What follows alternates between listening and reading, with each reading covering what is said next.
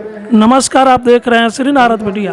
Bihari first nation first व लोजपा नेता चिराग पासवान ने सिवान में जदयू प्रत्याशी विजय लक्ष्मी कुशवाहा के नामांकन सभा को संबोधित करते हुए कहा कि आपसी मतभेद भूल जाएं और पहले राष्ट्र है उसके बाद ही कुछ है। इस सोच के साथ जदयू प्रत्याशी विजय लक्ष्मी कुशवाहा को तीर छाप पर बटन दबाकर उन्हें भारी मतों से विजयी बनाएं और देश में राष्ट्र विरोधियों को तोड़ने के लिए एक बार फिर देश में नरेंद्र भाई मोदी की मजबूत सरकार बनावें। जानकारी आप लोगों से साझा करना है।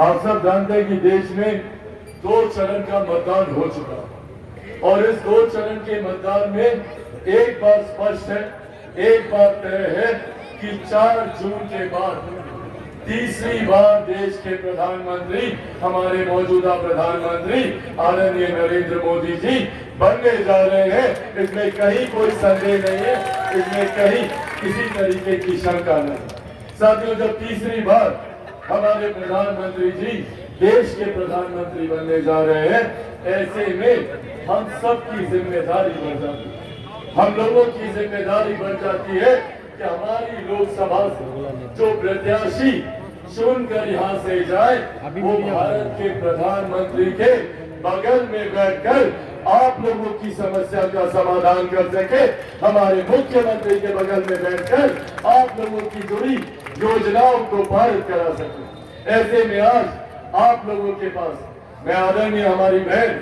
विजय लक्ष्मी कुशवाहा जी को आप लोगों का समर्थन, आप लोगों का आशीर्वाद मांगना, और यह आशीर्वाद सिर्फ हमारी बहन विजय लक्ष्मी जी के लिए नहीं होगा, यह आशीर्वाद आप लोग हमारे प्रधानमंत्री आदरणीय नरेंद्र मोदी जी के लिए होगा, हमारे मुख्यमंत्री आदरणीय नीतीश कुमार जी के लिए होगा, आदरणीय जितन राम मांझी जी के लिए होगा, आदरणीय उपेंद्र कुशवाहा जी के लिए होगा और चिराग पासवान के लिए भी होगा।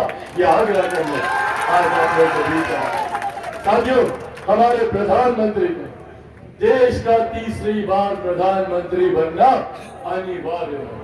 आज से पहले 1 दशक पहले हमने से कोई नहीं जानता था कि भारत की अर्थव्यवस्था कौन से पायदान पर है। पहली बार देश में एक ऐसे प्रधानमंत्री आए जिन्होंने भारत की अर्थव्यवस्था को मजबूत करने का काम किया। आज हम लोग गर्व से कहते हैं कि दुनिया की 5वीं सबसे बड़ी अर्थव्यवस्था भारत है, तो ये देश हमारे प्रधानमंत्री आदरणीय नरेंद्र मोदी जी की है।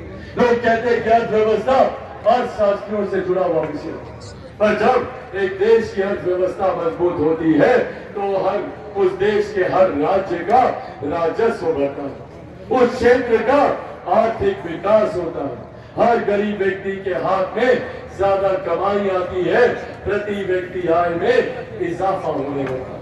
और इसी का परिणाम है कि पिछले 10 सालों में 25 करोड़ से ज्यादा लोग गरीबी रेखा से बाहर निकलकर मुख्य धारा के साथ जुड़ने का काम किया। हमारे प्रधानमंत्री जी ने लक्ष्य रखा है 2047 तक भारत को एक विकसित देश बनाने का। भारत को विकसित देश बनाने की दिशा में उठाए जा रहे ये तमाम मजबूत कदम है। आज से पहले किसी प्रधानमंत्री ने महिलाओं के सम्मान की चिंता नहीं की, किसी को इस बात की चिंता नहीं थी कि महिलाओं के लिए एक शौचालय बना दिया। बहुत छोटी पर उतनी ही बुनियादी एक जरूरत जो हर गांव में रह रहे परिवार के लिए जरूरी है। प्रधानमंत्री जी ने न सिर्फ शौचालय बनाने का काम किया बल्कि उज्ज्वला योजना देकर हर महिला के स्वास्थ्य की चिंता, जो चूल्हे चौके से, जो धुएं से जो शरीर पे नुकसान होता था, उन्होंने उज्ज्वला योजना देने का काम किया। आज हर गरीब परिवार को आयुष्मान योजना के तहत 5-5 लाख रुपए का आप लोगों को मुफ्त इलाज मिल रहा है। ये सोच हमारे प्रधानमंत्री की है कि कोई गरीब व्यक्ति आर्थिक अभाव में इलाज से वंचित न रह जाए। आयुष्मान योजना लाकर 5 लाख रुपए तक का मुफ्त इलाज देने का काम हमारे प्रधानमंत्री जी ने किया। जहां हमारे प्रधानमंत्री ने एक तरफ सरहद से हमारी सीमाओं को सुरक्षित रखा, तो अंतरिक्ष के माध्यम से कैसे हम लोग विकास की राह पर आगे बढ़े, इस बात की चिंता भी हमारे प्रधानमंत्री जी ने। हमारे प्रधानमंत्री ने तमाम विवादित मसलों को हल करने का काम किया। जहां एक तरफ इतने सालों से 500 साल से जैसे आप लोग आज टेंट में विराजमान हैं, ऐसे ही प्रभु श्री राम टेंट में पिछले 500 साल से थे। अयोध्या में भव्य राम मंदिर का निर्माण कर पहली बार हमारे प्रधानमंत्री जी ने राम लला को एक भव्य मंदिर में विराजमान करने का काम किया। महिलाओं की चिंता कर आदि आबादी को भारत की संसद में उचित प्रतिनिधित्व देने का काम किया। नारी शक्ति अधिनियम को लागू करा। ये वो कार्य है जो प्रधानमंत्री जी के द्वारा भारत को विकसित देश बनाने की दिशा में उठाए गए कदम। पर साथियों, वही दूसरी तरफ विपक्ष के भी लोग हैं जो नहीं चाहते कि कोई गरीब कल्याण की योजना भारत में ले। आज जब हम लोग को गर्व होता है कि देश की ही नहीं दुनिया की सबसे बड़ी गरीब कल्याण की योजना भारत देश में चलाई जा रही है, इसका श्रेय मैं मेरे नेता, मेरे पिता आदरणीय रामविलास पासवान जी को भी दूंगा। आज उन्हीं की देन है कि देश में प्रधानमंत्री गरीब जन कल्याण अन्न योजना के तहत 81 करोड़ लोगों को मुफ्त में राशन दिया जा रहा है।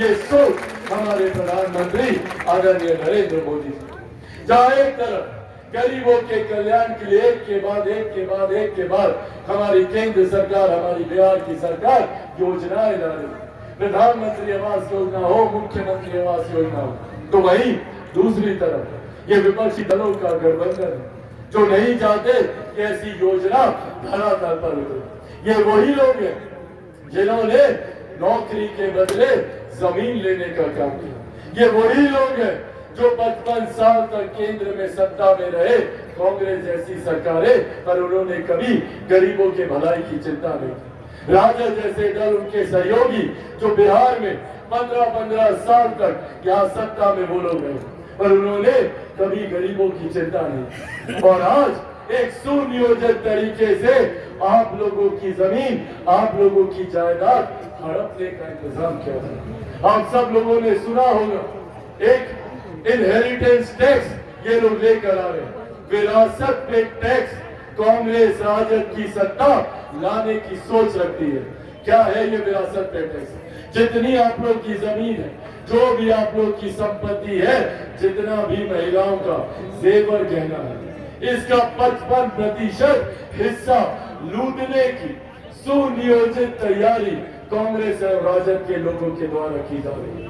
ये लोग चाहते हैं कि देश में विरासत पर टैक्स लाया जाए, ताकि अभी तक जो नौकरी के बदले जमीन लेते थे अब उसको सुनियोजित तरीके से अपने सरकारी खजाने में ये लोग भरने का काम करें।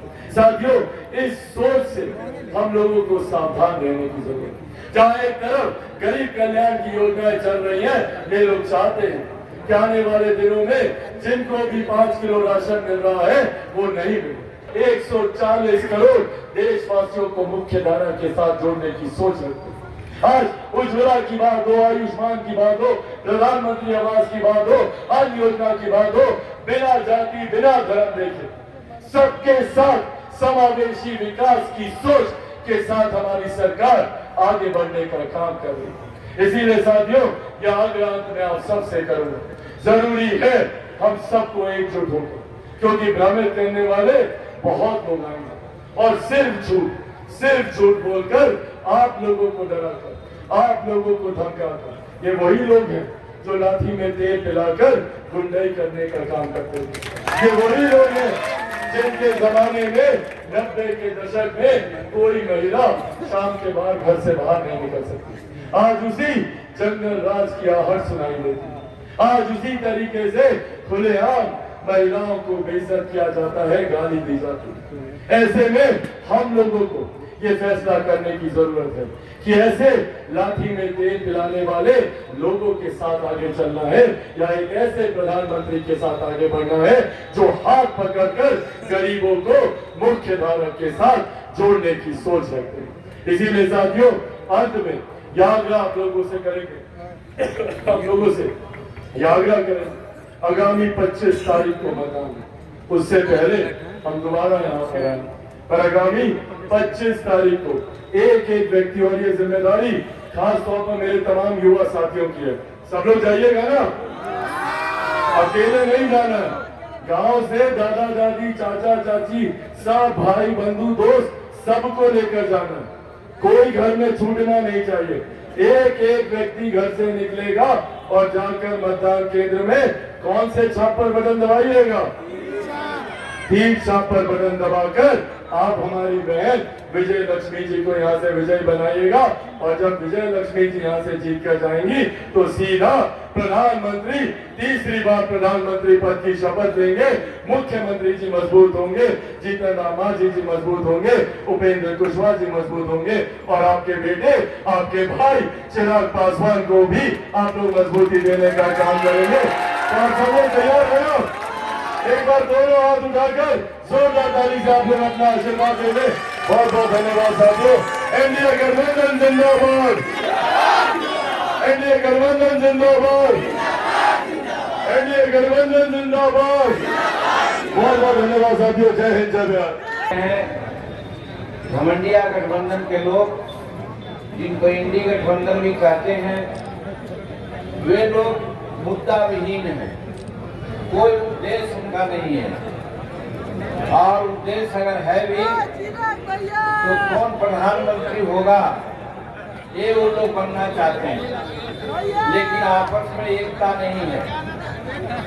हर तरह से लोग बटे हुए हैं।